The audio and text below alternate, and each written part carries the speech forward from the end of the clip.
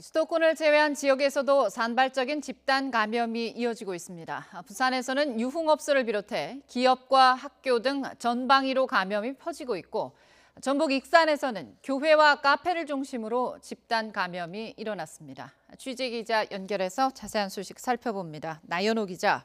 네, 전국구입니다. 네, 어제 비수도권에선 가장 많은 확진 환자가 나온 곳이 어디입니까? 네, 어제 하루 수도권을 제외한 지역에서 총 185명이 확진 판정을 받았는데요. 이 가운데 부산이 44명으로 가장 많은 확진 환자가 나왔습니다. 조금 전에 부산시에서 발표한 자료를 보면 오늘 오전에만 이 42명이 추가로 확진된 것으로 확인됐습니다. 부산에서는 유흥업소와 관련해 이용자와 접촉자 등이 신규 확진 판정을 받았는데요. 유흥업소 관련 확진은 현재까지 370명을 넘어섰습니다. 이용자나 종사자와 접촉해 감염된 사례만 220명입니다. 이뿐 아니라 부산 사상구에 있는 한 회사에서 안전교육을 받던 직원 7명이 집단 감염됐는데요. 오늘도 4명이 추가로 확진됐습니다. 부산시는 당시 안전교육에 참가한 이 대구 지역 확진자로 인해 코로나19가 전파된 것으로 보고 역학조사를 벌이고 있습니다. 또 방역수칙이 잘 지켜지지 않은 정황이 포착돼 조사가 이루어지고 있습니다.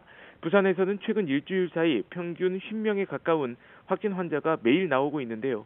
진단검사 건수도 지난 3일 3천여 건에서 일주일 뒤 5,600여 건으로 폭증했습니다. 확산세가 지속하면서 부산시는 사회적 거리 두기를 2단계로 유지하고 있습니다. 전북 익산에서는 교회와 카페에서 확진 환자가 잇따르고 있죠. 네, 그렇습니다. 어제 하루 전라북도에서만 이 확진 환자가 40명이 나왔는데요. 이 가운데 27명이 익산시에서 나왔습니다. 이 가운데 교회와 그리고 교회가 운영하는 카페에서 16명이 확진됐고요. 나머지는 이 가족을 비롯한 기존 감염자와 접촉한 뒤 양성 판정을 받은 사례입니다.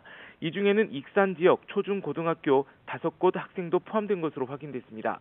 어제 16명이 확진된 교회에서는 앞서 확진된 사람까지 합치면 모두 31명이 감염된 것으로 집계됐습니다.